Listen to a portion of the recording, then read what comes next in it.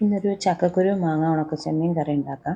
അതിനായിട്ട് വേണ്ട സാധനങ്ങളാണ് കുറച്ച് മാങ്ങ, 2 മുരിങ്ങക്കായ, ഒരു 3/4 കപ്പ് തേങ്ങ, കുറച്ച് ചെറിയുള്ളി, 1/4 കപ്പ് ഉണക്കച്ചെമ്മീൻ, കുറച്ച് ചക്കക്കുരു. അതിനായിട്ട് ആദ്യം നമുക്കൊന്ന് ചെമ്മീൻ പൊടി വറുത്തെടുക്കണം. ഒരു 2-3 മിനിറ്റ് നേരം ചെമ്മീനൊന്ന് നല്ലോണം വറുക്കാം. വറുത്തതിന് ശേഷം അതിലെ പൊടിയൊക്കെ ഒന്ന് മാറ്റിയിട്ട് കഴുകി മാറ്റി വയ്ക്കാം.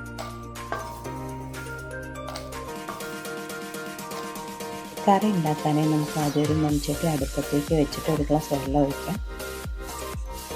അതിലേക്ക് മുറിച്ച് വെച്ചിരിക്കുന്ന ഒരു 2 മുരിങ്ങക്കായ ഇടാം. തോല് കളഞ്ഞ് വേവിച്ച് വെച്ച ചക്കക്കുരു ഇടാം.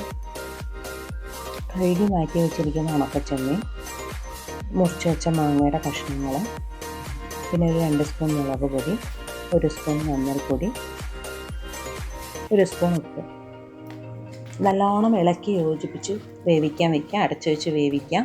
ആ സമയം കൊണ്ട് നമുക്ക് തേങ്ങ അരിക്കാനായിട്ട് മിക്സിയുടെ ജാറിലേക്ക് ഒരു 3/4 കപ്പ് തേങ്ങയും ഒരു ചെറിയ കഷ്ണം ചെറിയ ഉള്ളിയും കൂടെ നല്ല പേസ്റ്റ് രൂപത്തിൽ അരച്ച് മാറ്റി വയ്ക്കാം. കഷ്ണങ്ങളൊക്കെ നല്ലോണം വെന്ത് വരുന്ന സമയത്ത് വെള്ളം ഇല്ലെങ്കിൽ കുറച്ച് വെള്ളം ഒഴിക്കാം കേട്ടോ. നമ്മൾ അരച്ച് വെച്ചിരിക്കുന്ന പേസ്റ്റ് കറിയിലേക്ക് ഇട്ടിട്ട് നല്ലോണം ഒന്ന് തിളപ്പിച്ചെടുക്കണം.